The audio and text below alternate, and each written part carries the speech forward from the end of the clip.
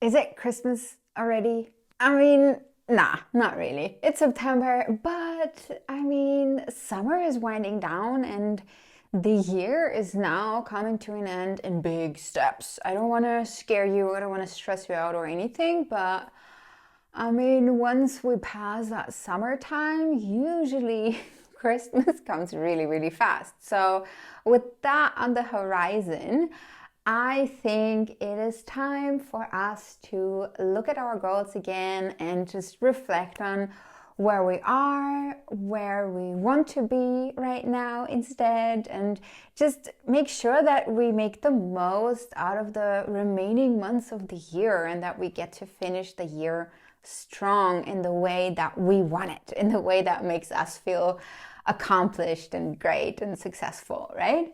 So, this episode today is sort of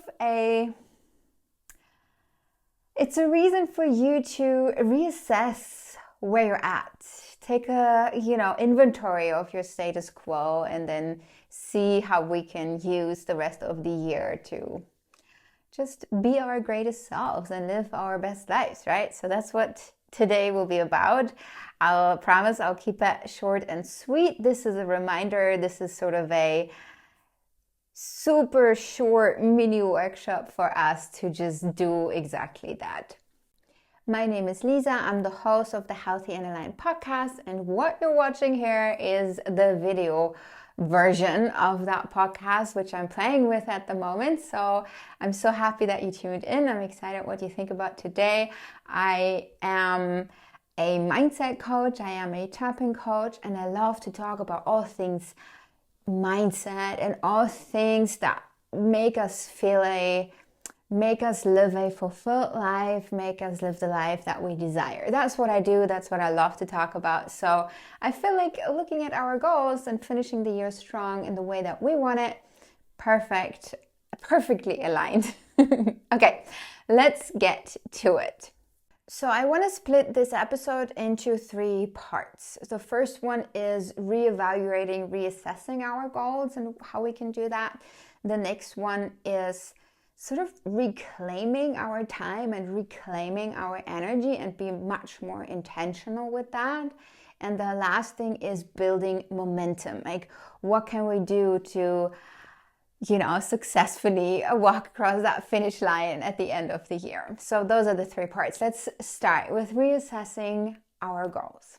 So please do this with me. Let's take a moment and just remember, go back in your memory at the beginning of the year, because usually that's when we do this, that's when we make these New Year's resolutions. We have these ambitious goals. We have these great plans, well laid out plans, however detailed you do it. And we start a year usually with high hopes, right? And with that fresh New Year's energy that we only get once a year, right? I mean, I personally love that energy so much.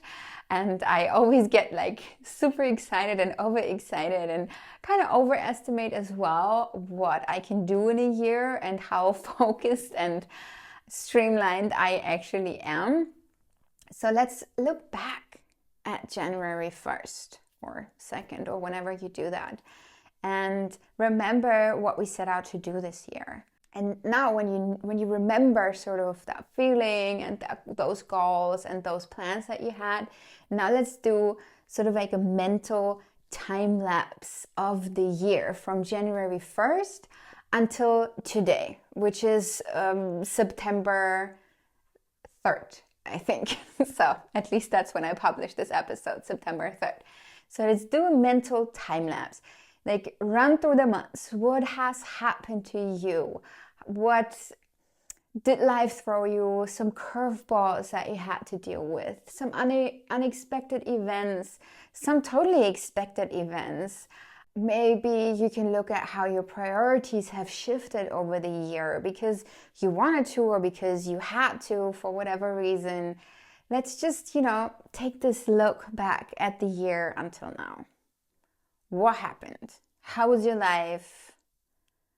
What changed? What went according to plan? All of those things. And also look at who you were as a person at the beginning of the year in January and who you are today. How have you changed? Where have you grown, maybe? Where are you still the same?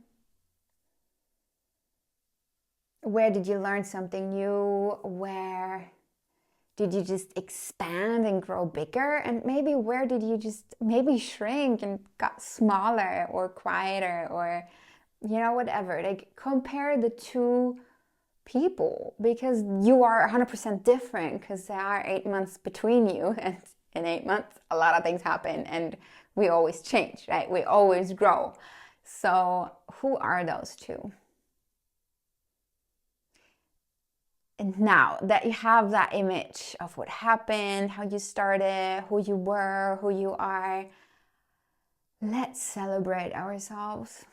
Because fuck yeah, was that a year? All of those things happening, all of these goals that we went after, all of the unexpected things that happened, and we handled it. We're still here. We're completely alive. We're up and thriving. We are amazing. I mean, we made it till September, right? We started the year and all these things happened and now we're here. So we grew, we learned, and I think that's reason enough to celebrate ourselves and celebrate the accomplishments and maybe like zoom into the things that we did, that we achieved, that we overcame. It doesn't matter how small or how minor, maybe it could be something like you started to cook more at home, which is something that I did. So I always use my own examples, right? So I started to pay more attention to the home cooked meals that I do. I started to be more prepared for them, to eat out less, because that was one of my goals for the year, to be more in control of what goes into my body, how I fuel my body, right? And to learn more about what specific foods do to me, like how do they make me feel. So that is definitely something that I want to celebrate, and I actually haven't celebrated until now, but I did that. I am doing it, and I'm very proud of myself for following up on that and, learning new things about myself, learning new things about my body, expanding the skill of cooking, of shopping, like all of those things, So yeah, that's maybe a small thing, but it was very important to me to do that. And so look at all of those small things, and obviously if you have big things, those are worth being celebrated as well. But usually we ignore the small progress, the small achievements, the small wins in our everyday life, and they are just as important. Because a lot of small wins eventually give us a big win, right? So the more we stay motivated, the more we kind of like hype ourselves up with these celebrations and with these little victories, I think the easier it will be in the long run to stick with it and go for the big win. So time to celebrate. Now, okay, done that. Next step would be to now, again, go back to January. I talked about it. We had those goals, right? We had those plans. And we might have achieved some of those goals. We might have stuck to some of those plans. But realistically seen, from my own personal experience and from the experience of the people I know, we are usually very overly optimistic at the beginning of the year.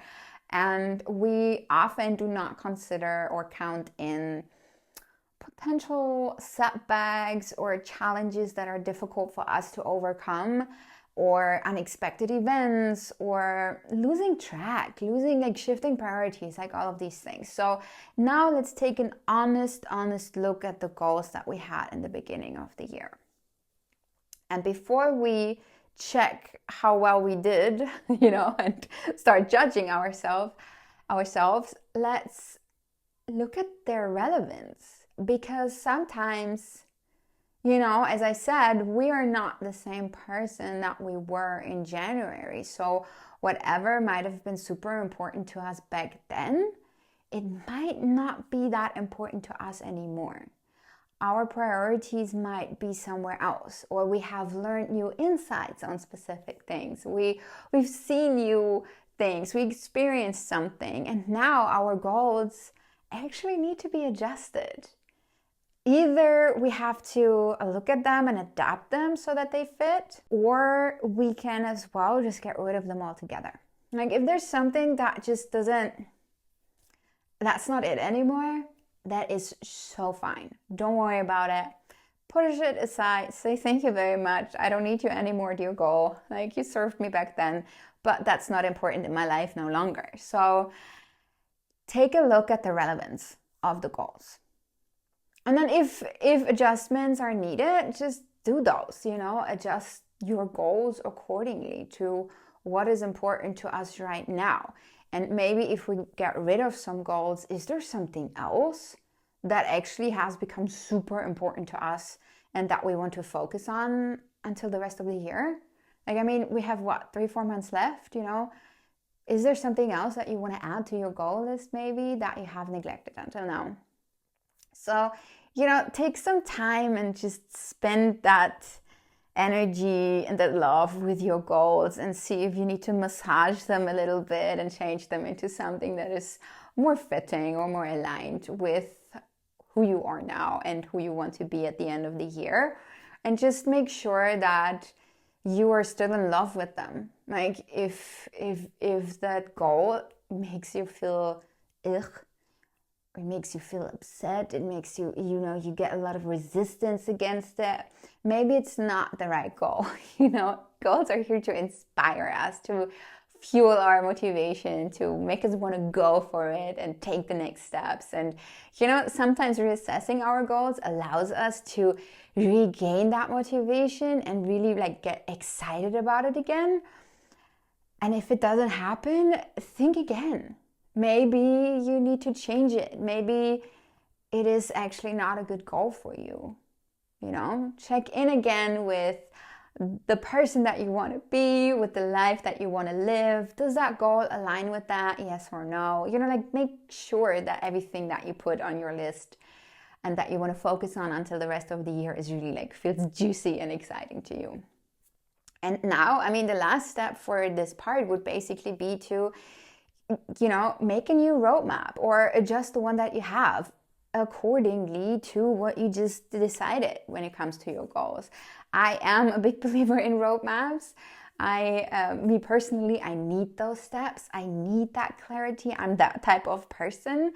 And I have things broken down in big steps and then smaller steps. And eventually it's tasks that I have to do every day or, once a week or whatever.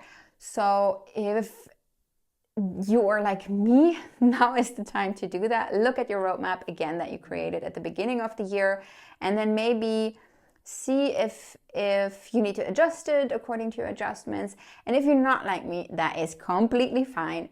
Make your roadmap as detailed as you want. If it's enough for you to just have a clear idea of where you want to go and that your daily life will reflect that, that's perfect. That's brilliant. Go with that. If you needed a little bit more detail, but you want to leave room for, your own creativity and your own way of interpreting it in the moment, perfect. Do whatever you need to do to be as clear as you want to be. We're all very different when it comes to that. Not everyone needs to have the detailed task lists as I do. And that's fine. You know best what works for you. Okay, so this was the first block of reevaluating, reassessing our goals. And I would recommend that you really, block your time in the calendar, or, maybe it's a Sunday afternoon where you have nothing to do and you can really chill and relax and, sink into it and really allow yourself to just play with the thoughts. Maybe it's something I would do, which you will probably do in Notion. That's how I have it. I have my Notion goal list and the breakdown, and do a check-in with that list. It depends on who you are, how you tick, and what makes you feel most comfortable. But really take the time to do that.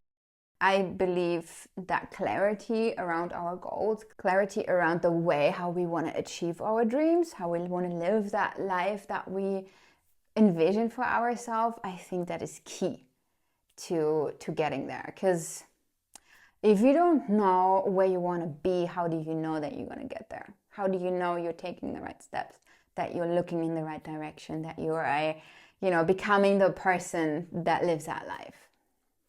Okay, next big element would be reclaiming our time and our energy.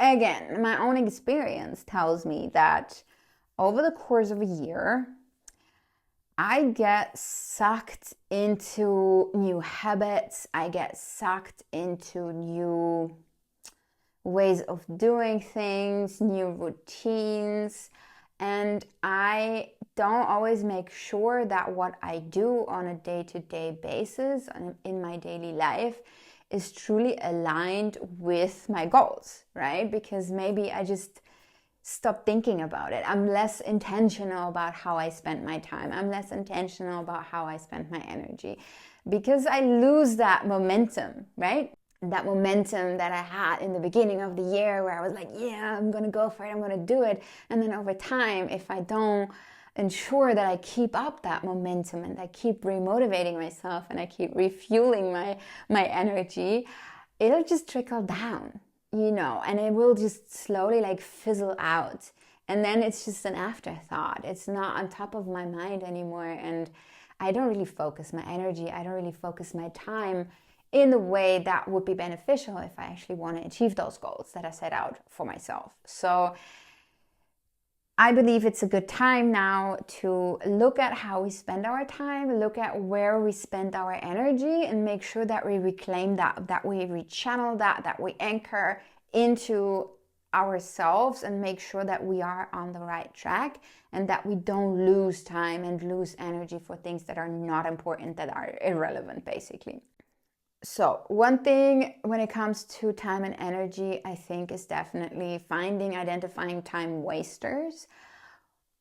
Are we spending too much time on things that are irrelevant, that are not important, that don't serve us? And I'm not saying that everything we do has to feed into our goals, because I do believe that taking rest and taking care of our mental health, taking care of our social health is as equally important, because who will we be if we reach our goals but we're just mental and emotional wrecks and we lost all of our friends and our partners and all of those things? No, that is not achieving our goals. We want to get there in the healthiest way possible. So when I say let's look at the time wasters, I'm not saying don't you ever watch TV no more and open social media unless it is to build your community or something, not at all. If you enjoy that, if it makes you happy to watch a good TV show or to scroll on social media sometimes, that is totally fine. Time wasters are where we lose our time unintentionally. So if you like to go on social media and out of a sudden that's what happens to me when I go on TikTok. TikTok is a deep black hole for me. So whenever I open it, out of a sudden I'm like, where did the last 2 hours go? I could have sworn it was maybe 20 minutes, but it's been freaking 2 hours. So that for me is definitely a time waster, because I am there without intention. It's not making me feel really particularly great. And I'm just lost in the thing without getting anything back, if that makes sense. TV was the other example I used, right? So if you enjoy a good show, awesome, perfect. If you just turn on the TV, it feels weird to say that because we probably all watch Netflix or Disney Plus or something. No one uses regular TV anymore. But I remember back in the days when we didn't have the streaming services, I would just turn on the TV, go through the channels, see what's on, get sucked into some random thing that I don't really care about, spend my time watching that, and then see what happens after. And then hours would pass and I just consumed content that I did not care for, that wasn't serving me, that was maybe also not good for my mental health, and I feel like this can still happen even with streaming. Like sometimes I get lost in YouTube and I watch videos where out of a sudden I ask myself, like, why am I watching a video on building a fish tank? Like, I don't have fish and I don't intend to have a fish tank, so why am I here? How did I get here? So those are time wasters. And there's so much more that is not social media or TV related. It could be so many things. It could be processes in our daily lives that are not good. I, for example, give you a completely different idea. I streamline my grocery shopping now because I did not have a sort of like a plan of what I was going to eat when. So I'd always just ask myself, like, what am I going to eat tonight? What am I going to eat now? And then I had to run to the grocery store, get the food for then. And since I didn't ask the question, what am I going to eat tomorrow? I didn't buy the food for tomorrow, right? So I had to run to the grocery store several times a week.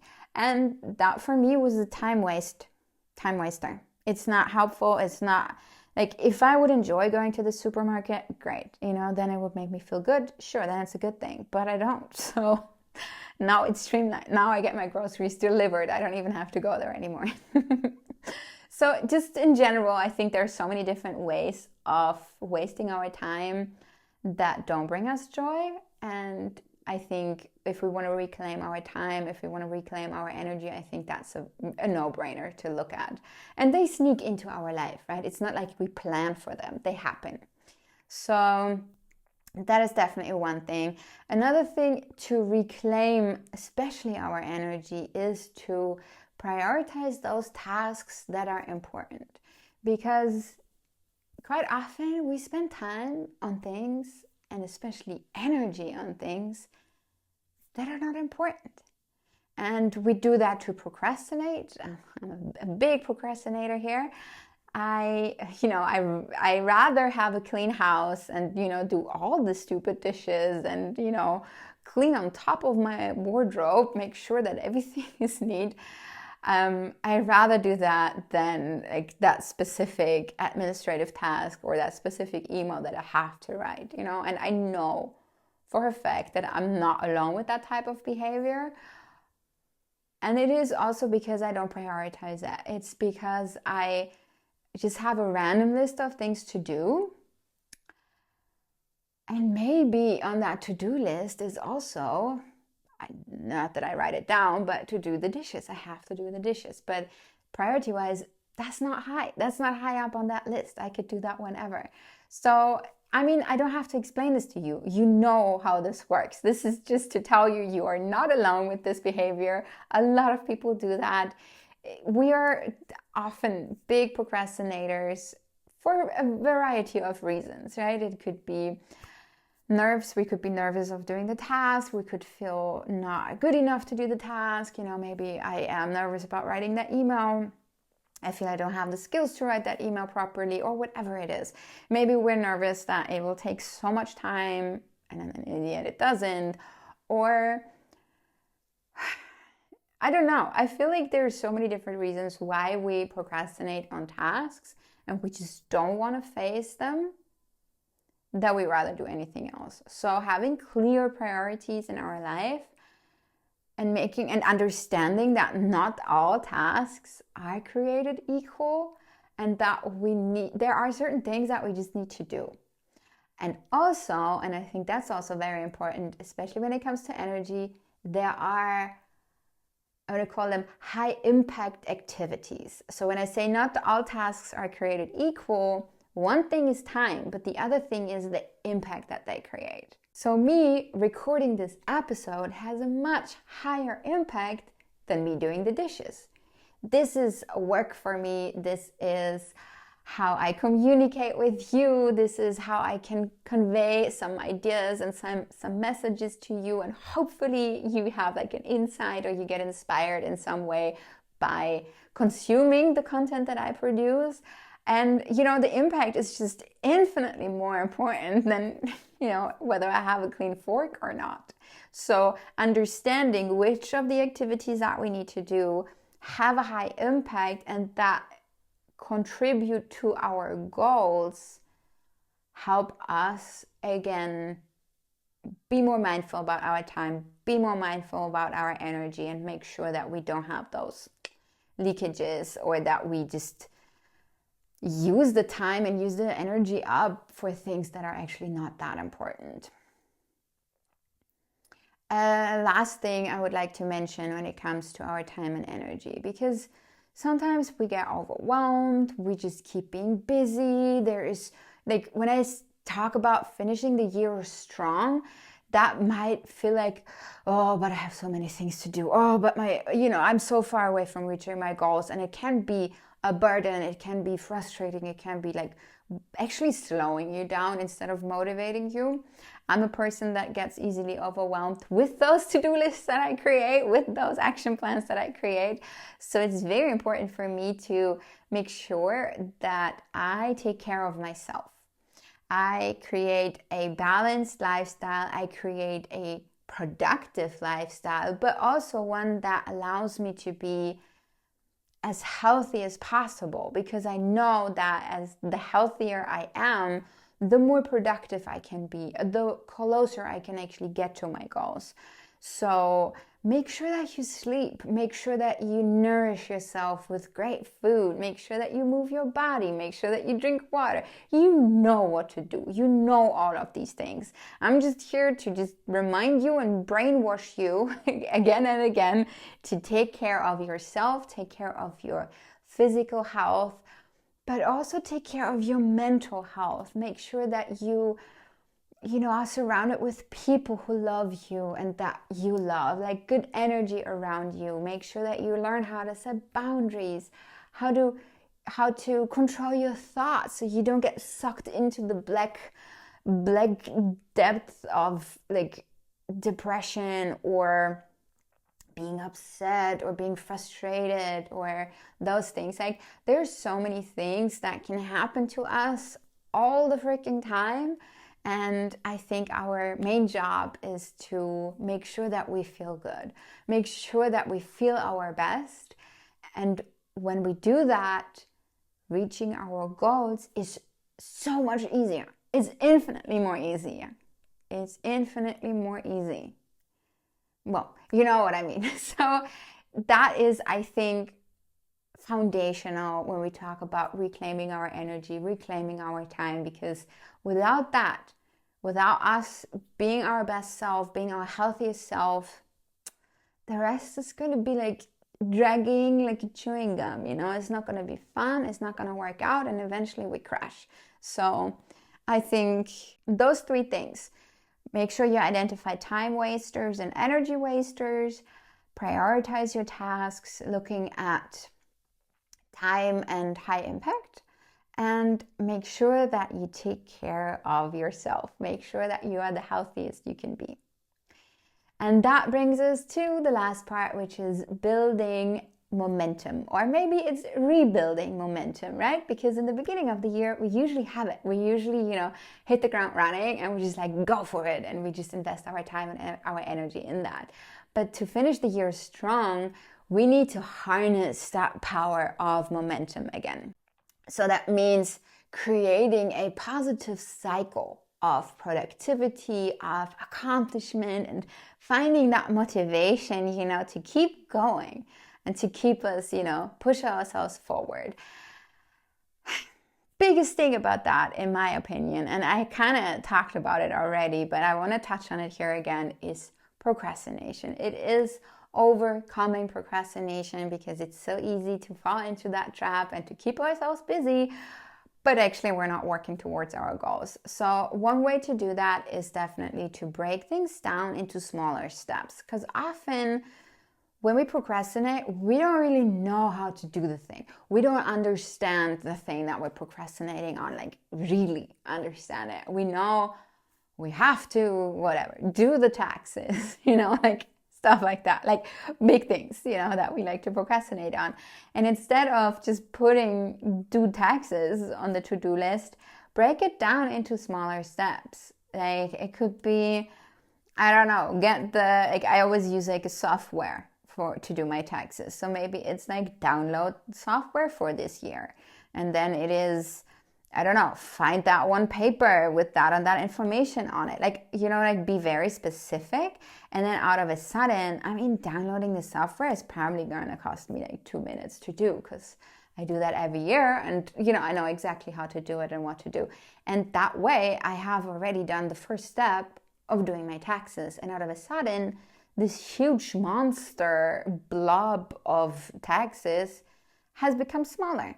And then with each baby step, with each concrete thing that you can do, you just eat away from that monster, and it becomes totally doable and manageable. So I think first line of defense against procrastination is specificity. Just get as specific and as baby steppy as you can.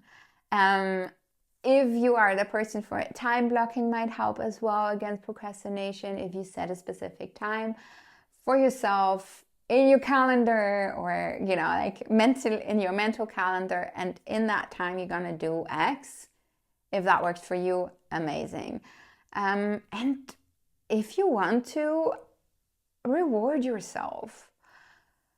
Sometimes these positive rewards can be very helpful. Like, take yourself out for an ice cream after you did that task, after you did your taxes, or go for a swim, because it's still hot here, so I still have summer ideas when I think about rewards. But that could be a way to motivate you, and that could be a way to like give you that last little ass kicking that you need to just get the shit done. So procrastination.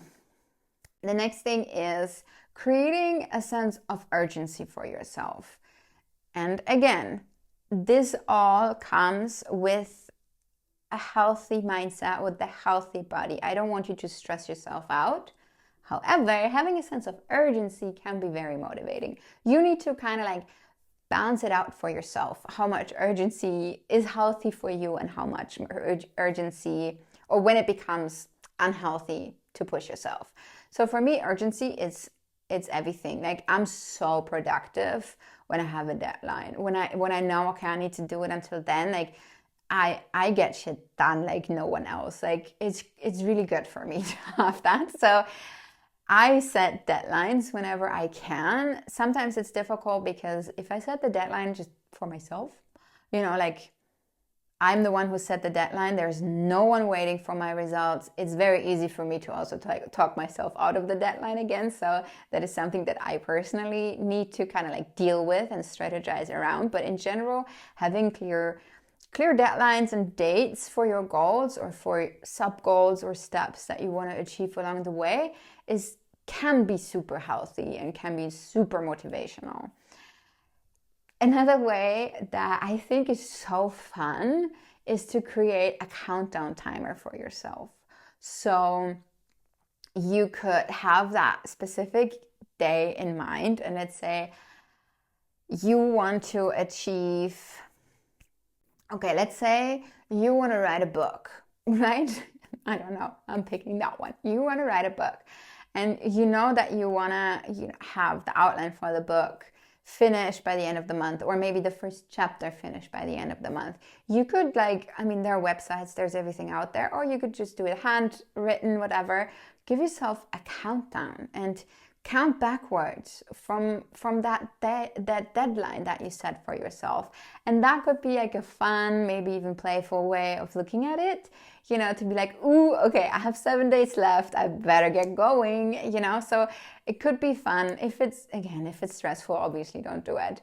And I think the last thing that could help as well with that sense of urgency, with that like having that internal intrinsic motivation and urgency, would be to really anchor in to your outcome, anchor into your goal, like visualize it, make sure that you feel it. What does it look like once you got there? What does it feel like use your senses, who are you? Who is the person that has achieved that goal? You know, so basically you're teleporting yourself into the future where you have achieved that goal, and you're really like bathe in it and, you know, really feel it. Make sure you are there and imagine what it did to you. Imagine, you know, how it grew you, and whatever the reward is of your goal, for whatever reason you made this your goal. And that could be something that is super motivating and really creates this sense of get going, you know, like keep your tushy moving, you know, keep your butt moving, and just have that feeling of getting shit done. And I think the last part of having that momentum and building and keeping up that momentum is the power of habits, or maybe leveraging that power of habits, because habits are helpful to keep the momentum up. Habits just mean that we don't question it. Those are non-negotiables usually when we have habits, right? And when we create habits around our goals, that makes sure that we are continuously working on them. We are habitually working on our goals.